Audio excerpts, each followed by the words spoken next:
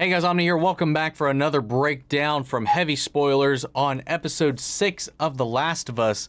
This episode had a lot of interesting little nuggets and little setups and foreshadowing for what is to come down the line for anybody that has played the games, that is familiar where the story is heading. It was pretty interesting. It was also very difficult to kind of dodge talking about in my reaction, just in general, because I do know that there are people that are watching along that haven't played the games, that doesn't know like part 2 or anything like that. And I try to do my best not to be like, oh, there's the thing from the thing. Here it is. It's coming. Because, you never know. But like, here we are. We're talking about the Easter eggs, the hidden details, the endings explained, and all that jazz. In here with heavy spoilers, and we're going to go into some of that. This is at least the little pocket corner where I could talk about some of the stuff and feel fairly confident in not exposing people unwarrantedly to like this information that they don't want. If you haven't checked out my reaction, go check it out. But we're going to go ahead and check out this breakdown from Heavy Spoilers. If you're not subscribed, link is in the description. Beautiful breakdowns. This is the best channel I have found for these Last of Us reactions and stuff like that. So we're going to go ahead and hop right in. Here we go. Welcome to the Heavy Spoilers Show. I'm your host Paul. In this video we're breaking down episode 6 of The Last of Us. The latest entry is packed with Easter eggs, tons of callbacks to the game, and also a big cliffhanger ending that we're going to be explaining the outcome of in this video. We'll save that until the end as always, as it has some major game spoilers in it. I'll of course give you a heads up before we hit that section as always. However, for this episode, they do hit a part that didn't actually get fleshed out properly until the second game. I'm not going to be giving away any massive spoilers in terms of the story, but I think it's important to talk about how it at least looks similar to that. So if you don't want things like the bar we see in this is the bar in the second game, then I'm sorry for spoiling it there, and I hope you join us again next week. See you, chump. Now, the entry has a major reunion with Tommy and Jackson, and though this happens in the first game, they actually have the reunion in the town that appears in the second. When you arrived there in part 1, you were primarily at a dam, which the people of Jackson were repairing to power the town. We see this location in the episode, but we don't get the shootout that happens there in the game. You didn't venture into Jackson, and it was only in part 2 that you saw the town for what it was, which is perfectly recaptured here. Now in the game, this section actually takes place in the fall, and thus there's none of the snow that we see in this entry.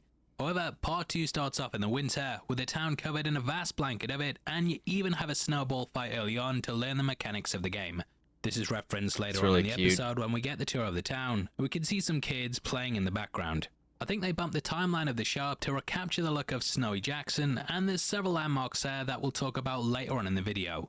Also, it's important to bear in mind that in the game, the community hadn't really been set up yet, which is why you were creating a power source through repairing the dam. All right. With a flashback to last week, a good in which point. Henry took his own life. Like, I mean, I know that we helped them actually get the dam set up, and by the time they got there in the show, it had already been done.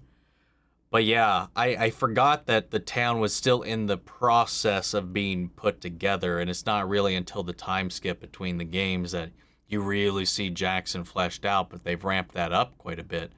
I wonder if the show will skip the time skip. Because Bella Ramsey, she's what? She'll be in her 20s by the time they start filming season 2 and all of that. And in the game, like, there's like a significant jump between there, and so you have a huge growth spurt for Ellie visually between one game to the other. And you're not going to really have that with Bella, because she's kind of grown. she's I mean, she's not done growing, but like I can't imagine that in her early to mid 20s she's going to hit like a growth spurt. So there's going to be like a noticeable similarity that doesn't really show how the character contrasts from one to the other than the way she acts and carries herself. So I'm curious how they'll do that. I really am. After shooting Sam. In the game, you immediately cut to black after that, and I think they went back to this in the intro to mirror it in the show. It's all your fault, Henry. Henry, no. Oh my God.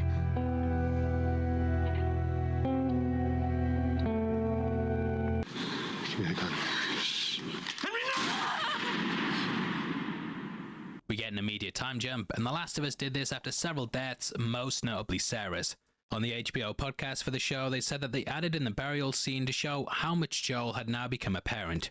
Joel wasn't the kind of person that would stick around and bury the dead, but he did this for Ellie so that she could grieve and grow. There was talk about how kids have it easy because no one's relying on them, but Ellie had Sam very much relying on her. Neil Druckmann said that Joel remained at the grave because he realized he couldn't go through this again, and after watching another kid die like Sarah, he struggled with getting attached to Ellie. Now we also see some dead rabbits being taken in, and the winter chapter of the game started off with one hopping along before was then shot by an arrow with Ellie. Yes, okay. This clip. This is someone who's returning home to his wife, and we know from the cast it always that the cracks me character's up. called Marlin, played by Greene. Yeah, this is man. actually a new character for the show, along with his wife Florence. He discovers They were that Joel great. has her at They were gunpoint, hilarious. and they've been living out in the wilderness together. The whole setup here seems pretty alien to what you'd come across in the game, and I think they've done this to sort of mirror Bill and Frank. We have an elderly couple that have managed to stay together through the apocalypse and carve out what's likely been a relatively peaceful life. The scene is played for laughs, and we quickly realize that Joel and Ellie are terrible at interrogating. Now, this is actually riffing on a scene from the game that uses the same tactics, but it's way more bloody in the source material. Joel says, We're somewhere here. Exactly where? And your answer better be the same as your wife's. Forgot about that. Wait here. Where? In the town. Now you're gonna mark it on the map. And it better be the same exact spot your buddy points to. Marlin also I has a bow and completely arrow, forgot and about this is a that. weapon that you use throughout the game to stay stealthy. He brings up Cody, and this is the location that Joel thought Tommy was located at earlier in the season. However, we learn that it's teeming with infected, and thus it makes sense why they moved from there. Joel's been desperately searching for his brother since then, and this is why he's had to resort to holding up two lovely people in a cabin who always probably hit the thumbs up button. Now with them comes an ominous warning not to cross the river. Make sure you guys go check out the original video, which again will be linked in the description. Without me laughing and chuckling, interjecting and pausing over top of it, go like it, comment, and go enter into his giveaway, which I'm sure is probably still going on. You never go past the river here. What's past the river? Death. Now in Jackson, they play up that they use his reputation to keep out stragglers, but I actually think they might be teasing some people from the game that we'll talk about in the super spoilers section. Anyway, they haven't heard of the Fireflies, possibly. and outside, Joel has to take a rest. We don't really learn what this is, but the last couple of months have been hell on him, and this comes full circle at the end of the episode. This is a new addition for the series, and Joel didn't deal with any of the health problems that we see him getting here. He did, however, get stabbed like what happens in the end, though this was on some rebar instead of the hunter's weapons. Anyway, they head out after taking one of her rabbits. I don't know. I like it because it goes to show that I like that they've kind of added this because it's been present since the first episode in this iteration when he saw the guard aiming the gun at them and it just had him trigger back to Sarah in that moment. But that time it was like rage because he didn't have any attachment at that point. So that was like vengeance in a way. That was like the unbridled, untethered frustration that he's built up over that failure originally. Now though he's got somebody that he's concerned about. He's grown attached. So now when these things happen, he's right back in that panic mode. Because when he attacked that guard, he didn't give two craps about who this kid was. He hadn't gotten attached to her or valued what she could mean for humanity. He hasn't really latched on to that yet. So, she died right then and there. He probably wouldn't have batted an eye. Like just we saw like earlier that day, tossing that one kid into the pyre. But now he's wounded emotionally because he's taken back. He's made fragile because she is now his vulnerability in this moment. If something happens to her, he's now like going to relive this whole thing all over again. The Sam moment is started to tear that down, and now he's worried that this could happen to her. So I like that they're adding this kind of like panic attack portion to it because he's like, well, what if I fail again? Because before, like I said, he was only concerned about his own life, and at this point, he probably could care less if he actually did die. because that would just put an end to everything that his entire struggle. So yeah, it definitely has added some depth. Not that it was needed, but I think it just humanizes Joel more so and just makes him relatable, and it strengthens a connection to Ellie in this kind of parental surrogate father figure that he's kind of this role that he's stepped into. And this is slung up on Ellie's backpack, whereas in the game she ties it to her horse. They set out across the landscape, and I love shots like this where you actually get to see the beauty of it. Reminds you of just how long this journey is and how far they have to travel. They go from cities to forests and mountain ranges, and the game did this too, with it constantly feeling like you were never in the same place for too long. Now they mistakenly think that they've reached the River of Death and decide to bunker down for the night. We see Joel applying duct tape to his boot, and this is something that he of course did to Tess in episode 2. Although this scene doesn't appear in the game, it was actually originally meant to, and this moment is based on concept art that was created for part 1. In it, Joel and Ellie sat around the campfire and shared stories like what we see here. When discussing it, Neil Druckmann said, "That was a moment we couldn't make work in the game. So that was a conversation I had with Craig on how do we capture these downbeat moments. Thanks for coming on the show there, Neil." Now the pair's dishes return from the camping scene in episode 4, and they share a drink, with Ellie doing the usual face you'd pull anytime you had some alcohol when you were 14, which I never did anything like that. At least I was totally expecting like a Shazam moment where they finally got in, they had a taste of, and it's not just Shazam, that's just what it comes out. Like, you see it all the time. Like, kids are like, all right, I it's time. Give me a taste of them alcohols.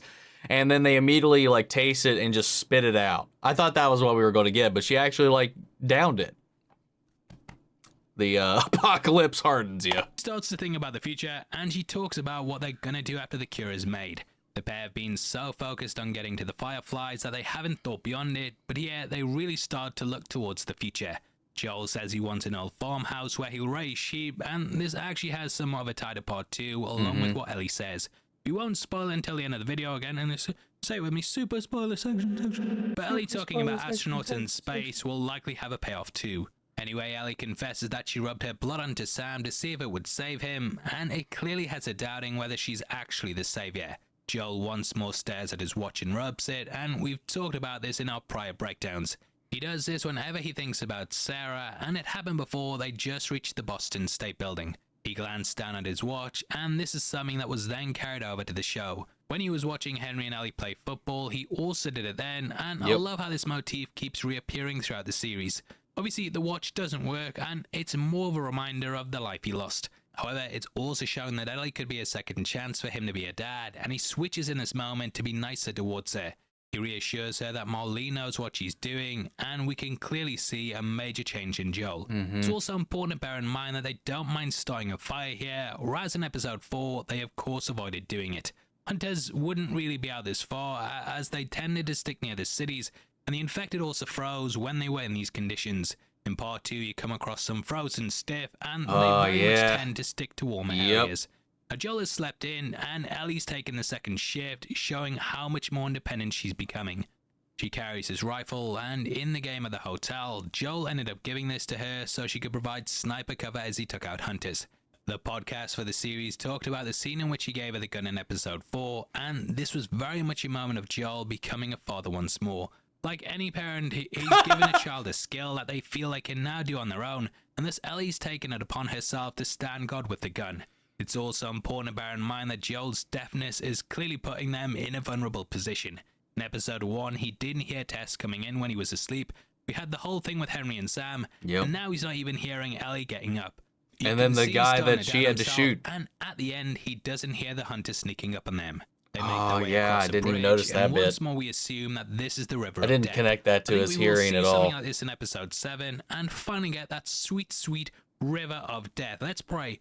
And we also get a play on the scene from the game when Ellie tries to whistle. I'm learning how to whistle. You don't know how to whistle? Does it sound like I know how to whistle?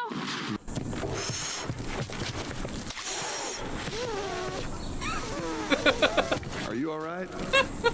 I'm trying to learn how to whistle. You don't know how to whistle. Well, does it sound like I know how to whistle?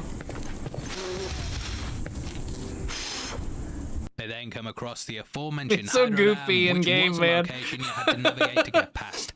Ellie couldn't swim, and you had to jump in the water and use a board to navigate her so she could build a bridge for you.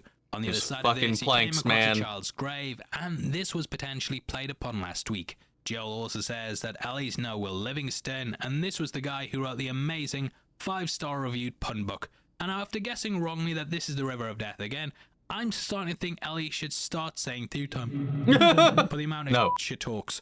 Anyway, they're ambushed by people on horseback with their guns drawn. Dogs are brought in to smell if they're infected, and in Jackson, you actually got to pet one when you were going through the dam. That's Buckley. Not much of a guard dog. Maybe good to have around. That's a good boy. Now, when facing off a group of enemies, a lot of them would also carry dogs, and they'd sniff you out as you moved about areas. Jackson is its own settlement away from Fedra, and thus it doesn't have the government technology like the scanners we saw in episode 1. So they have to use dogs to smell cordyceps, but it doesn't flag up on Ellie, probably because it's been nullified or it's mutated in her. Now here we meet Maria for the first time, who we learn is Tommy's wife. She gets a far more fleshed out role here, and in the first game you just had a couple of words with her here and there when you arrived at the dam. The show actually adds an extra dimension to their relationship, and they make her pregnant, which is something that wasn't in the game at all. Now they hit the front gates, and these are modeled to look exactly the same as how they appear at the start of part 2.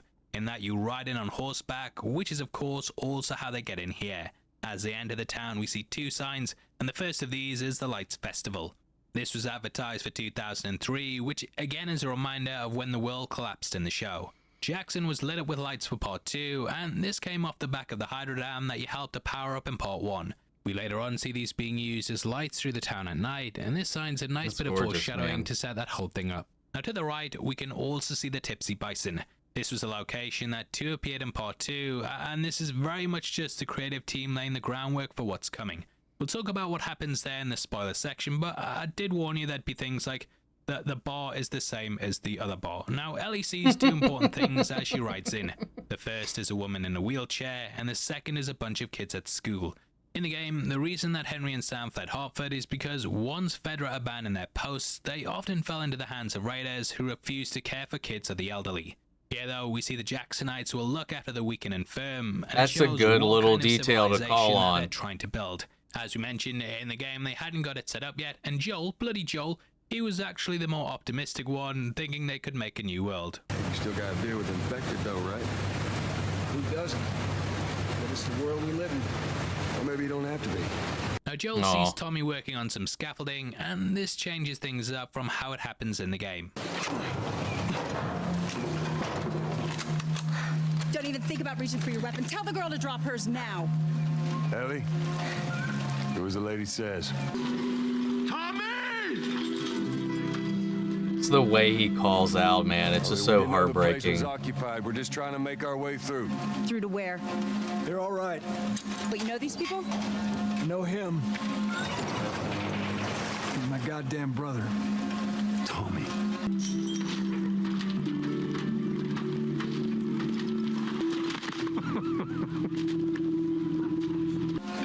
Holy shit. How you doing, baby brother? We kind of combine the guns being drawn and Tommy being amongst them, whereas in the show we get the riders and then them taking them in. As I keep mentioning, this happened at the dam because Jackson wasn't a location they'd made for the game. And damn, it's gonna get annoying when I keep pointing that out, but on we go. We've been here just a week, and it feels like forever. Now the official HBO podcast brought up that Joel very much has it within him that he needs to protect his family, and going back to the conversation in the truck, there were hints towards this. Joel talked about how he only followed Tommy because he wanted to keep him alive.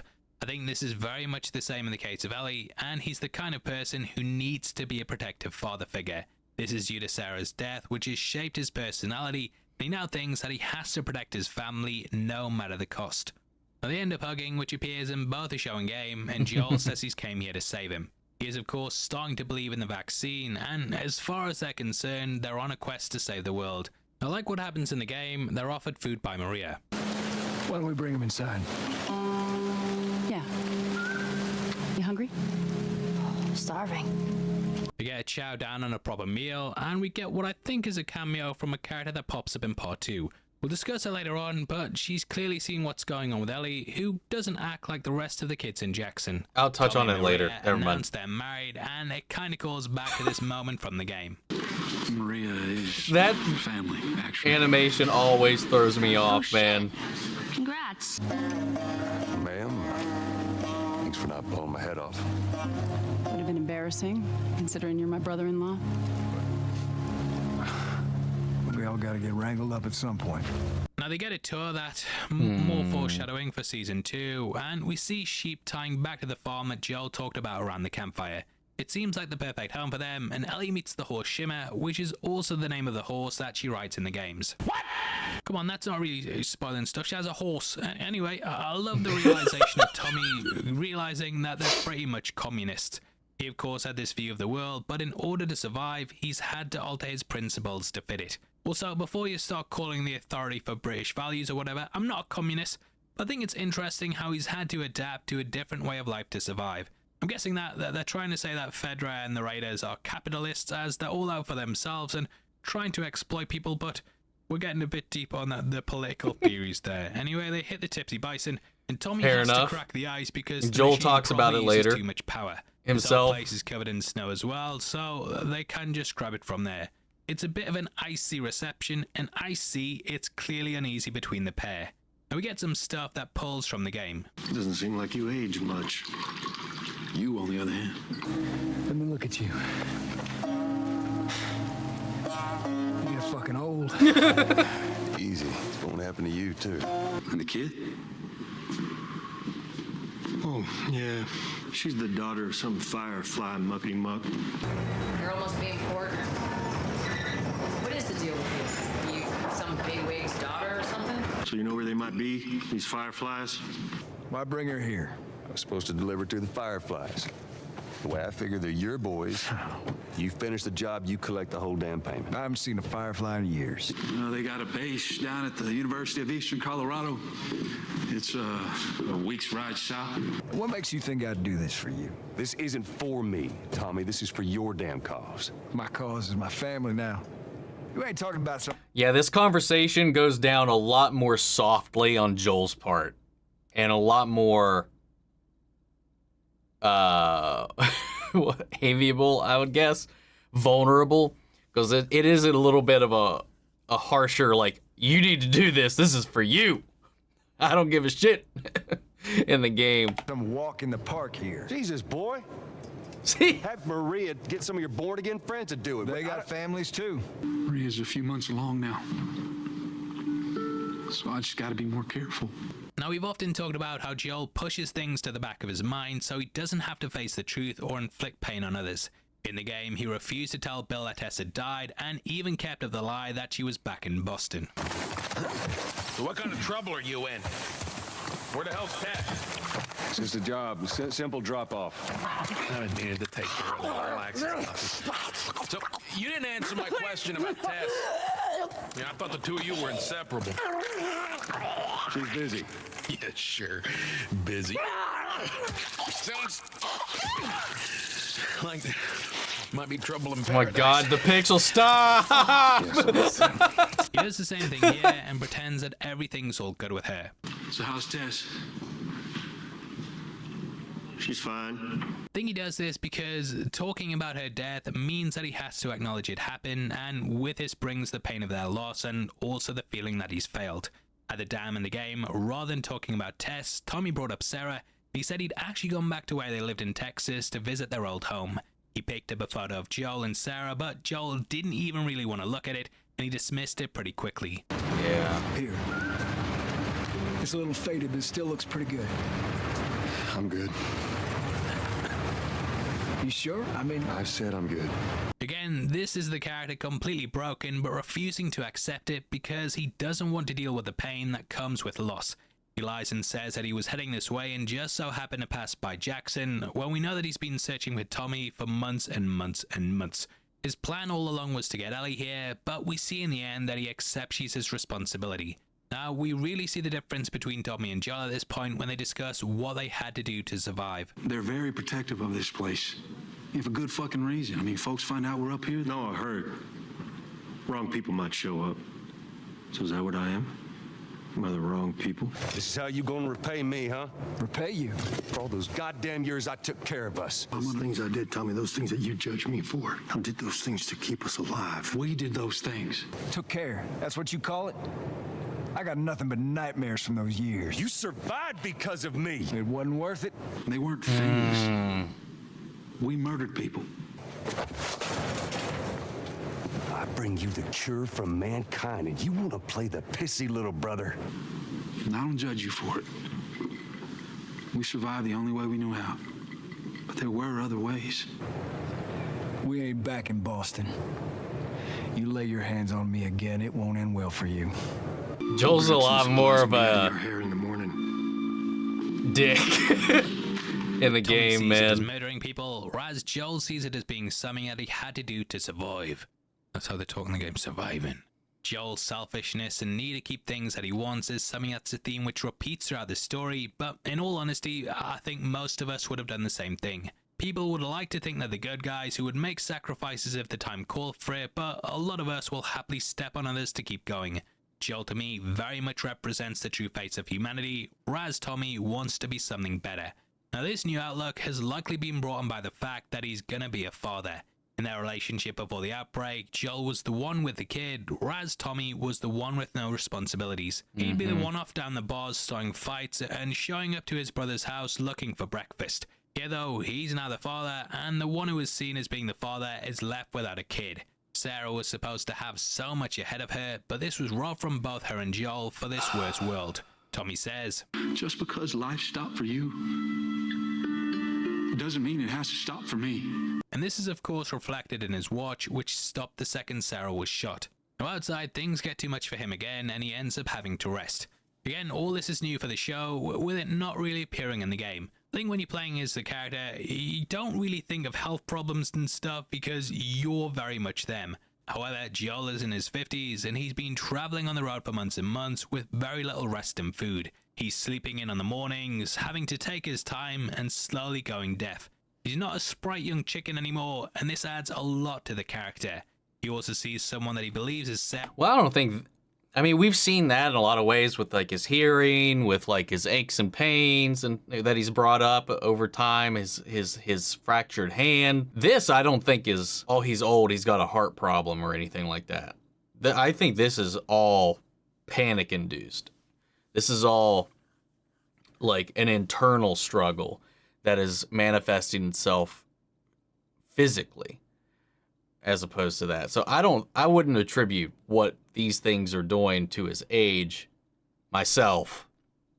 And I don't think that's what the show's implying either, but that's my read on it. I could be completely wrong. Sarah all grown up.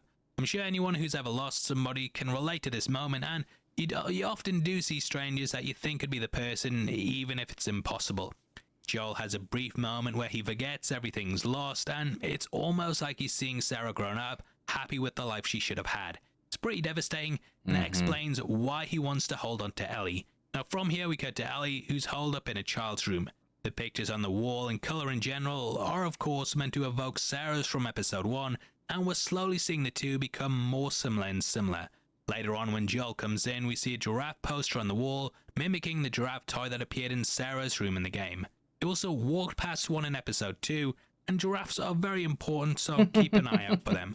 The room also has a really great poster in, and we can catch Creep by Radiohead. This is a song about being an outsider, not feeling like you belong, and it's very much representative of how Ellie feels.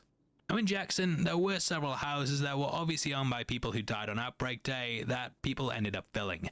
This is very much the case here, and Ellie gets a note saying, "I'm across the street." This is written on homemade paper, which I remember having to do back in primary school in some art and craft lesson. We've never done that, actually. In this world, so if they want to make notes like this, they have to either get some paper from 2003 or make their own. We next see Ellie touching a purple and white hoodie, and this is what she wore from the damn pod onwards. Now lastly is the cap to deal with her periods, and we of course saw her looking for one in episode 3, which was her risking her life. I'm not no expert on this stuff, but with it being rubber, I'm guessing it's reusable, so she won't have to go into any basements anymore. Now, Joel's a man, so he probably doesn't think about these kinds of things, and that's why it's given by Maria. Ellie goes to her house, and this looks similar to the layout of some of the houses that you'd come across when walking around Jackson. We then get a moment that's a pretty big gut punch once you realise what it is. On a chalkboard we see 2 names with a set of dates below them. This belongs to Keivonn and Sarah, and this is very much the pair's gravestone to mark their passing. Now, Keivonn's a new character for the show, and we see that he died at the age of 3, 2 days after the outbreak. We learn Keivonn was Maria's child, and it shows why she makes a bond with her, whilst also showing why Maria doesn't want Tommy running off. Maria instantly goes into motherly mode and makes sure that she has a coat to keep her warm. She also cuts her hair, and if you've ever played the Walking Dead Telltale game, then you'll know he did a similar thing in that with Clementine so that she couldn't get grabbed by the undead. We learn that Maria was a district attorney, and this explains why she's kind of shifted into being a sheriff. She's clearly accepted the loss of her child, and she's a complete opposite to Joel due to the fact that she's happy to talk about Keivonn. It's at this point that Ellie learns about Sarah, and suddenly the penny drops. One thing I love about the podcast is that they really delve deep into the fact that Ellie's looking for a parental figure just as much as Joel is looking for a surrogate daughter. This is why Ellie smiled when he beat up the soldier in episode 1, and why she said last week that she was scared of being alone. Now, the two very much have this father and daughter relationship, but in this world, it leads to them enabling the other to carry out terrible things. This was very apparent in the Brian scene in which Ellie allowed Joel to murder him. Neil Druckmann said that in any other show or movie that she would try and plead for Brian's life because killing him was the evil thing to do. However, Ellie knows that Joel has to do it, and thus she just walked away with her back turned. She's clearly defensive of Joel and won't let Maria badmouth him or warn her about what Joel's really like. Now, Ellie clearly ends up feeling betrayed by Joel's plan to ditch her, and in her mind she built up that he was going to be her dad. We see this reflected in the next scene in which we cut to the people of Jackson watching the movie The Goodbye Girl. Now, I didn't know what that was. That we discovered happened often in the city, and there was one that was going to happen during the super spoiler section, which we'll talk about later. Anyway, the movie actually has a lot of allusions to what's going on in the story right now. It involves a single mother moving into an apartment with her daughter and her actor boyfriend Tony. He gets a job in Italy, and he ends up subletting the apartment to a man named Elliot, who's played by Richard Dreyfuss. The mother Paula and he start a relationship, and over time the daughter Lucy becomes attached to Elliot. However, he gets a job in Seattle, and Lucy worries the same thing is gonna happen with him that happened to Tony. This is of course reflected in Ellie, who believes that Joel's ditching her like all the other people in her life. Jesus, dude. Like, there's so many things. Like, for even like down to the child's books that are just hanging out in the background, the choice of posters on the wall. God, there's significance in every little set detail. I love when they do that. I love when it's just not like, let's just slap some crap together and, you know, just make something that works. I love when there's just like this like obsessive attention to detail to where the story we're watching is being told in these just abstract or obscure or just kind of like background elements that are just kind of moving along with it, like accenting it, accentuating it. It's just like, it blows my mind anytime when something like that happens, dude. Life. So far, she's had several parental figures, including Fedra, Marlene, Tess, and Joel, and bar the last one, they've all been people she's left behind. Now, Joel ditching her in the next scene is a mirror of how Lucy felt in the film. In the end, Elliot takes the job, and it seems like he's gonna be gone forever, but he asks Paula to restring the guitar that he left in the apartment. He left this back there because he means to return, and it ends on a more hopeful note, just like how Joel decides to take Ellie. Joel is also a keen guitar player too, and I love the similarities between this film and the arc in the episode. Now, Ellie notices Tommy leaving, and we cut to Joel at a workbench trying to fix his shoe. Workbenches in the game are where you do upgrades at, but here they set the scene for a difficult conversation between Joel and his brother. Tommy brings him some new boots and apologizes for going off before, which is when they launch into a really deep moment. This pulls somewhat from the game, and in that they kind of combine the bar scene with what we get here. She's immune. Immune to what? What? Ellie. She got infected, but she didn't get sick. I know I've seen her breathe enough spores to take down 12 men, and nothing. I wouldn't have believed it neither, but I can show you. I saw her get bit myself. That was months ago. Months. cheese and me. All right. I'll bite. Why bring her here?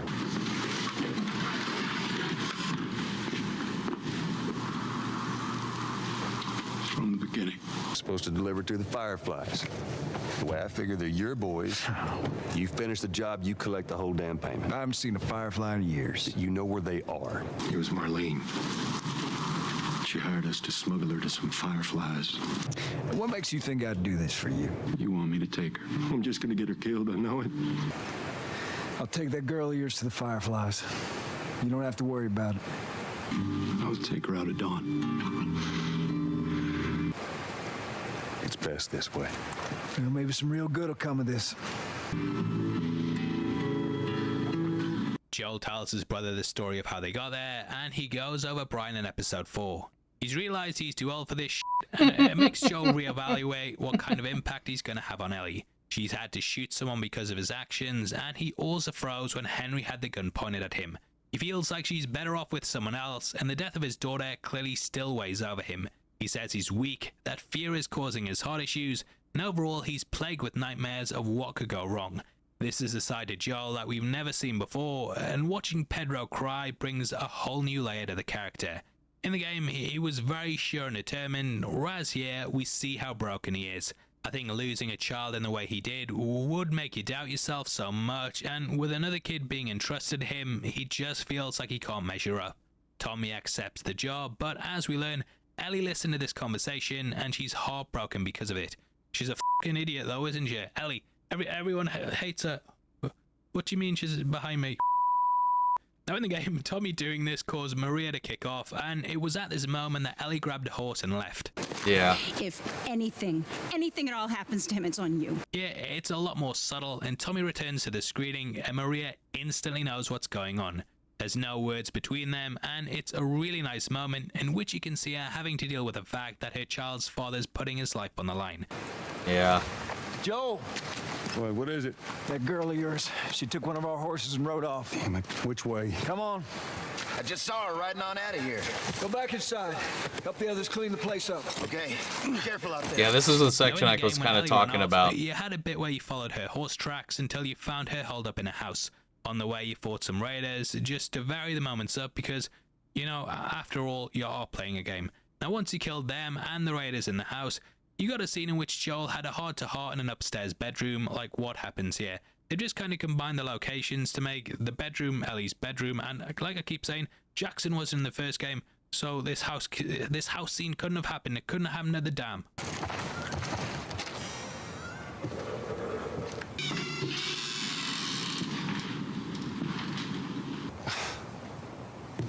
Is this really all they had to worry about? Yeah, when he walked in there, I was imagining he was going to find her gone, and then it was going to play out in a different manner, but they just skipped the whole Ellie taking the horse thing all just completely. Instead, it was Joel that arrived first to the horses. Is this really all they had to worry about? Boys, movies, deciding which shirt goes with which skirt. Boys, movies, deciding which shirt goes with which skirt. It's bizarre. It's bizarre. Tommy knows this area better than... Well, I'm sorry. I trust him better than I trust myself. Stop with the bullshit. I made this decision for your own good. You'll be way better off with Tommy. Oh. What? Maria told me about Sarah. Ellie? You are treading on some mighty thin ice here. I'm not her, you know. Maria told me about Sarah and... No. I'm sorry about your daughter, Joel. But I have lost people too. I'm sorry about your daughter, Joel. But I have lost people too. You have no idea what loss is. You have no idea what loss is. Everyone I have cared for has either died or left me. Everybody I have cared for has either died or left me. Everyone fucking except for you. Everybody fucking except for you. So don't tell me that I would be safer with someone else, because the truth is I would just be more scared. So Don't tell me that I'd be safe with somebody else, because the truth is, I would just be more scared. You're right. You're not my daughter. You're right. You're not my daughter. And I sure as hell ain't your dad. And I sure as hell ain't your dad. And we are going our separate ways. Get it together. We're not alone. Now come dawn. We're going our separate ways. And if I say no? Do you even realize what your life means? Listen, Why are you here? I came here to talk to you. No, why are you still here? Well, I guess we're both disappointed with each other then. What do you want from me? Admit that you wanted to get rid of me the whole time. After this moment, we see Joel thinking back to Sarah. He remembers them decorating the tree at Christmas, and we get a long shot focused on a dove, and this symbolically means peace and love. These are two things that Joel's lived without for quite some time, and he clearly has a change of heart as he's waiting at the stables for Ellie. Unlike the game, he gives her a choice of who to go with, but she immediately chooses him. I think this is why he ends up collapsing at the end, beyond the stab wound, because it's very much his worst fear coming true. He felt like he'd be a liability and that he couldn't protect her. This is kind of proven right, as he does leave her in a very vulnerable position come the final scene. Now they say their goodbyes, which takes us into the university section. This too pulled from the game, and it was at this point that we learn more about Joel's past in which he wanted to be a singer. This too is reflected in the scene when they arrive. Well, when I was a kid, I wanted to be a singer. Shut up. Why is that funny? What'd you want to be? Well, when I was a kid, I used to want to be a singer. Shut up. No, serious. Sing something.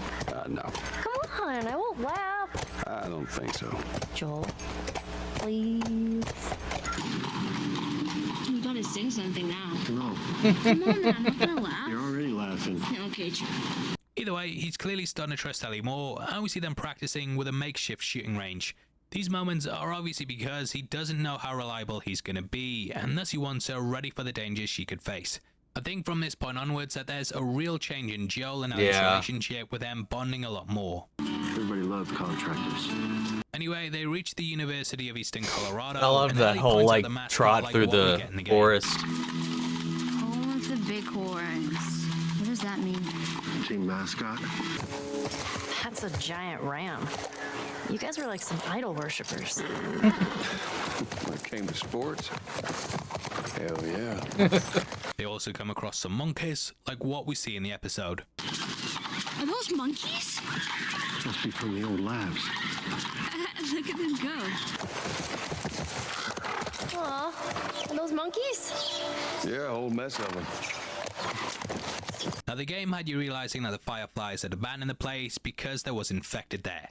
At one point you had to drop down into some of the dorms, which were teeming with clickers and a bloater that stalked the hallways looking for prey. It was such a good moment, and I think my biggest criticism of the show is that they've skipped over a majority of these scenes which really stand out in my memory. There was the bit in the skyscraper, the hotel, and now this, which I think are the things I think of first when looking back to the game. Seeing how well they handled the clickers in episode 2, it made me really excited for moments like this, but unfortunately they again skip over them in the favor of other things. It's possible I'm fine. I'm totally okay with that. We do see sandbags piled high, blocking one of the doorways, and that could explain why they moved on, but there's no tense scenes like that. Either way, because again, it's about the characters, about the journey. It's not really about the infected. You know, it's not really set dressing or anything like that, or just padding like in, not to throw shade, but The Walking Dead or anything like that. Yeah, I'm totally fine with that. Right, the outcome's the same, and we see some Firefly symbols spray painted on a sign before they reach the biochemical labs. Inside this, you found x-rays and scans of the infected, and discovered that this was where they'd been trying to manufacture the vaccine. Having this would of course give the Fireflies a lot of power, as they'd be able to distribute it to who they see fit, and thus they could very much decide who lives and who dies. Now firstly, Joel and Ellie enter a main hallway, and this looks similar to where Joel collapsed in the game, in that you were ambushed by bandits and he was impaled by some rebar after wrestling with one and falling off a balcony. Joel and Ellie find a list, and this is similar to the ones you'd come across. I do like how he got injured more in the game, but I'm fine with it. They needed to speed it up, but it is much more of a set piece from the game that I definitely remember. Like the whole escape from here was tense. It kind of makes me wish in some elements that they did maybe have like an additional episode so we could have some of these more actiony moments though, but crossing the game when visiting the area. It's not a huge thing. I did actually thing. wonder whether this university was the one they modeled the game after, as the environments are so similar down to the staircase in the rooms. They also bring across the moment in which you think the infected might be inside, and this is revealed to just be some monkeys.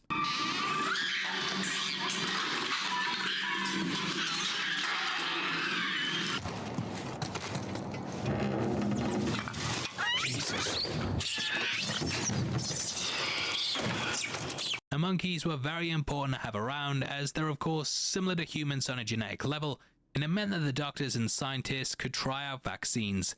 Ellie also theorized that monkeys spread the cordyceps back in episode 2, so maybe it's, or was it 3? It was episode 3, so maybe it's just coming full circle from that.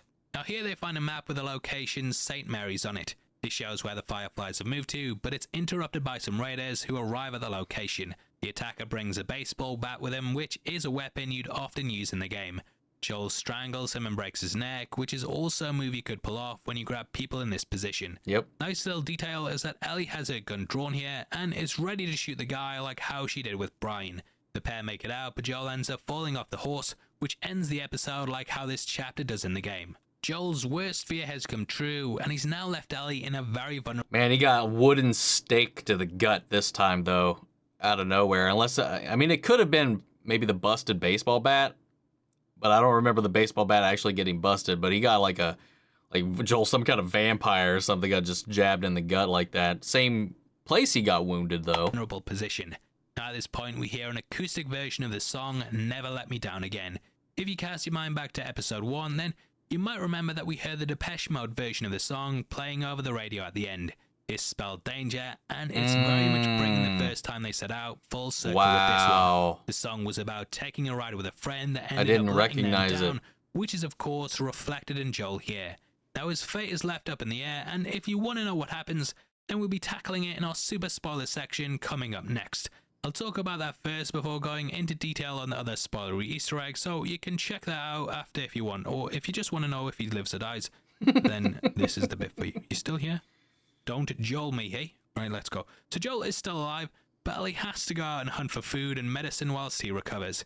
In the game, you don't learn his fate for at least an hour, and it was agonizing playing through it, not knowing what was going on. Oh my During lord. this time, she ended up hunting a buck, and it managed to get away. However, she tracked it down, but this brought her into contact with David, who is from another settlement. Dude, I can't wait for this. Like a nice guy, it's gonna be lovely insane. Guy, but he was a fucking nightmare because he was a cannibal. Yikes. Now, they may be... We got a funny... Wow. We got a little guest appearance, make an appearance in that episode, too, so I can't wait the ones who for that. Passed the river of death, as they were the people that I immediately thought of. The couple's dead bodies were found in the river, and that's what I was were thinking of, too. Whereas others weren't. The cannibals could have potentially been dumping them in the river, and they may have traveled down past Jackson, who just decided, yeah, we'll steal their reputation. Might be wrong on that, but yeah, that's just what I thought when we're hearing that warning. Now, the consummation of the sheep bomb is a clear nod to part 2, in that Ellie and Dina actually end up having one. Yeah, that's what I was... I cut a whole thing from the edit, because like I in my breakdown or whatever, talking about that, because Joel's dream that he describes at the fire is exactly what Ellie ends up living and losing. Ellie gets constant PTSD flashbacks of Joel's death, and this location being something that he wanted to do is clearly going to be something that will inspire the show's Ellie. Ellie also brings up Sally Ride around the campfire, and in case you don't know, she was the first American woman to travel into space. Now in part 2, we get a flashback in which Joel takes Ellie to a museum for her birthday, and they look about the NASA exhibit. Now the Tipsy Bison is also a big part in this second game. After Ellie learns the truth about the Fireflies, she decides to cut Joel out of her life, but the pair, of course, both still live in Jackson.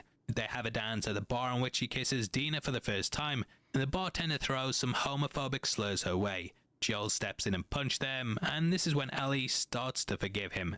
Now, speaking of Dina, it is possible that we see her spying on Ellie when they're first... That's exactly who I thought it was, and they've not confirmed nor denied that it is, but there was, I think in part 2, when she describes having first met Ellie, she described like a very similar sequence. So I'm thinking that this is it, and that's just their cheeky way of dodging the question for now.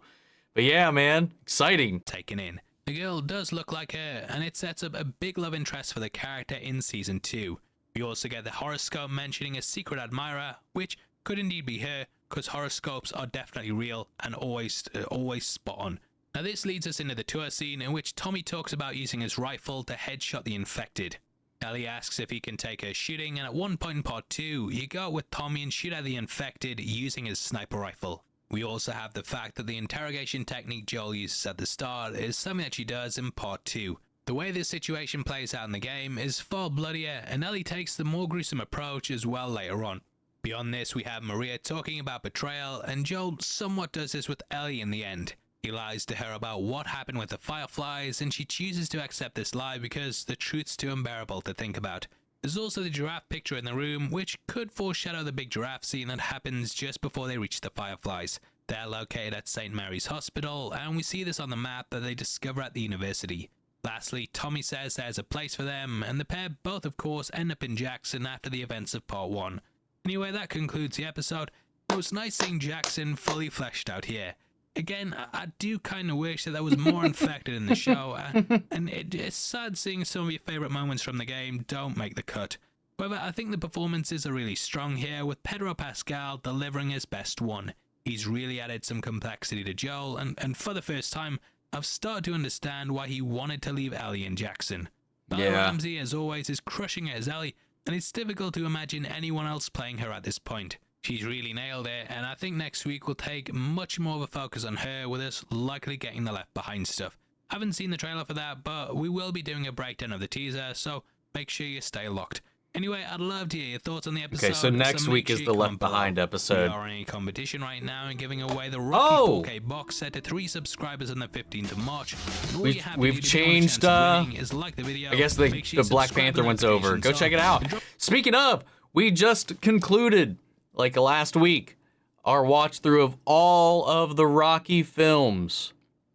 My reaction to Creed is now up. So check out all of those. This is perfect. Perfect little ad read right here for us. So if you want some more Rocky stuff, go over there. Maybe you can get the Ultra 4K Blu-ray collection. Though it only has 1 through 4, but still. Guys, great breakdown. Paul, man, you kill it. You kill it. You slay. You make me laugh. No theory time this time around, but unless I was checked out, which I don't think I did. But yeah, some great pulls. I would like to see some more infected. I will say that. You know, it is very few and far between, but as far as like the gameplay elements that for me like just kind of keep you away from the story, I'm okay with those being shortcutted. But dude, I'm sure we're going to get some more infected towards the end of this. But anyway, love this episode. Loved this breakdown, and it's really got me. Just the fact that a little detail that I didn't know about going into this too was that Craig Mazin was writing this while they were actively working on part 2 of the game. So he got to know a lot of the things that were going out to set it up early on in this. That was a nice little detail that I didn't know. And it also goes to show how long this show has been in development. But yeah, man, I'm excited. Can't wait for next week. I can't wait to see what they do with that. And I cannot wait for the David and Pierce episode to come into play, or James, sorry. So, woo, let's do it.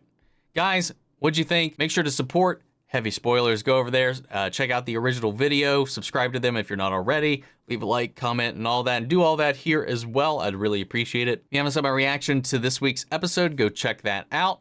And before we go, I want to shout out our channel legends: Benny Sherritt, Ryan Karen, Jason Coleman, Philly Vane, Yorick Corey Scott, Margaret Grace, Melito, Robert Anguiano, Raven McGann, Jeffrey Hale, M. Sephiroth, Jake Cantrell, Amy Becca, Josh Lee, and Aaron Myers. Thank you guys so much for continuing to support. That's it for this video, guys. I'll see you all next week with our next episode and the next breakdown. Take care, everybody.